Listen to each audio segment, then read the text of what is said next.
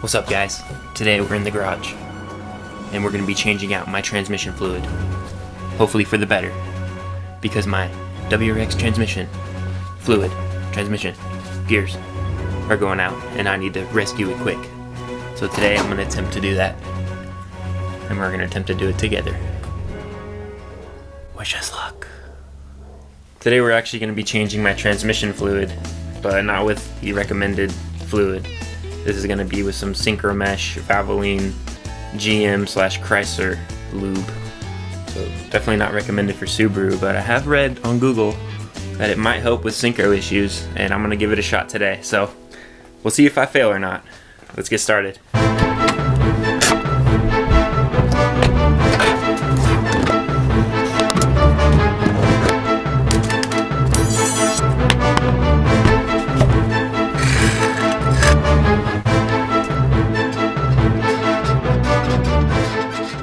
Alright, we got the car securely on the jack stands now. Semi-secure, I should say. For this next step, you're going to need a T70 Torx bit. You can pick this up at O'Reilly or AutoZone. They should have it in stock. And a heavy-duty breaker bar, because you don't want to break your ratchet when you're trying to get this loosened up. So let's go on ahead and yank on this bolt. Alright, so we're under the car now. This is looking at it straight back from the front. So we're going to go all the way under, and you'll see a drain bolt. It's a drain bolt right there. Alright. Now I changed this not too long ago, but now I'm going to rechange it again. Try this new gear fluid out. Hopefully it'll work out for me.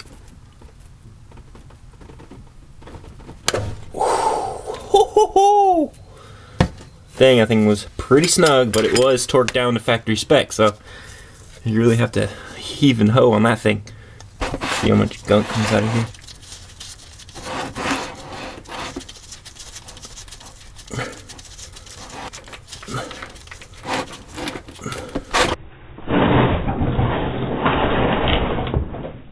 Whew! Good God, look at that. Like a silver paste of gunk. Ew, disgusting. Ugh. But yeah, I had quite a bit of metal pieces on here, and I knew something was going on because every time I would shift in the fourth, you would hear like a crunch noise. So I would pretty much try to avoid fourth and just wind out third and just shift to fifth, so I don't have to deal with the grinding. But you can get lucky going in the fourth sometimes. You just have to delay it or rev match it to make it smoother. So my tranny is on its way out, I think. Good old WRX tranny. 138,000 miles of beating the hell out of it, and I'm paying for it now. Make sure you also clean up your copper washer, or you probably should replace it, but I'm not going to. Once again, you know, don't do what I do. But my washer was actually like, there was so much gunk on there that it was stuck to the top of the bolt, so I had to kind of pry it off, and there was a bunch of debris down there, so I cleaned it pretty well. Now you can see that it's copper. It was all black, but I cleaned it up a little more. So I'm going to reuse this bad boy. Still draining away over there.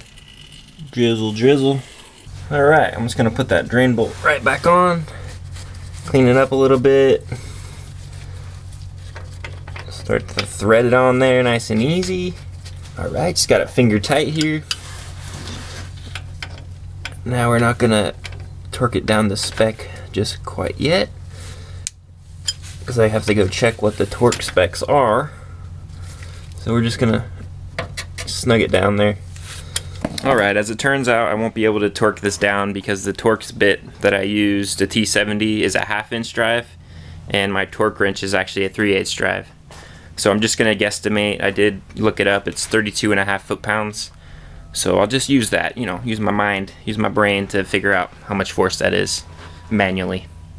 So just guesstimate it and you should be okay. Alright, here goes the torquing. I'm going to torque it down right here. 10 pounds, 20 pounds, 30 pounds, 35.5. There we go. Alright. expertise calculation, correctamundo. So let's fill this baby up with some fluid now. We're gonna fill it up. She's gonna be nice and lubed up and ready to go.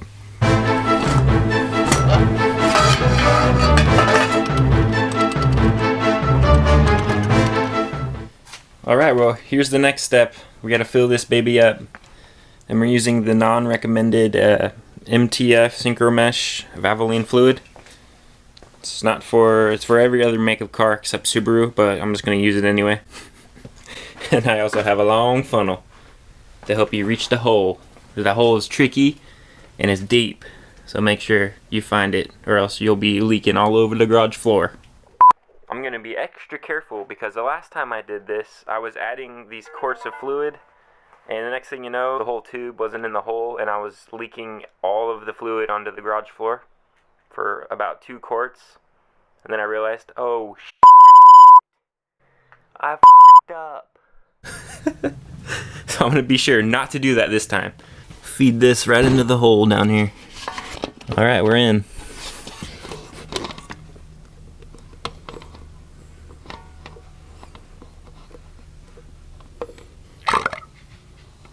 Just gonna check real quick to see if it's pouring all over the garage floor. And we're good. Never do it slow. Don't want to get it all backed up like I just almost did. Almost done with 1 quart, and we gotta add 2.5 or so more. Alright, it just burped. Means it's thirsty for more. Alright, here goes quart number 2.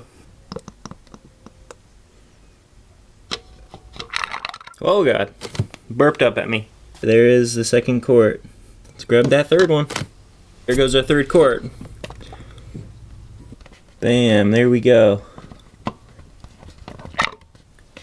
And it burped, and that means it's still hungry. We are just about there.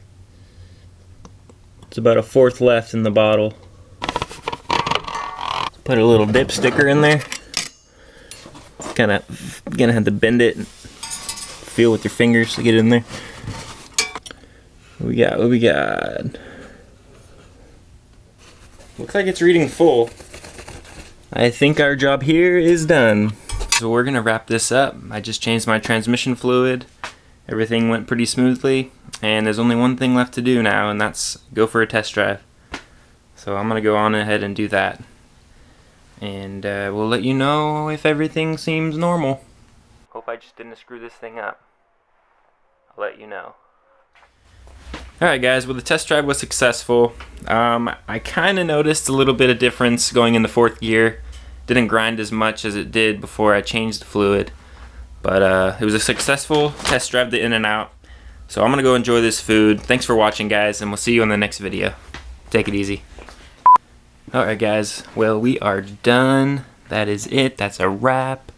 Let's go home. Have me some lunch.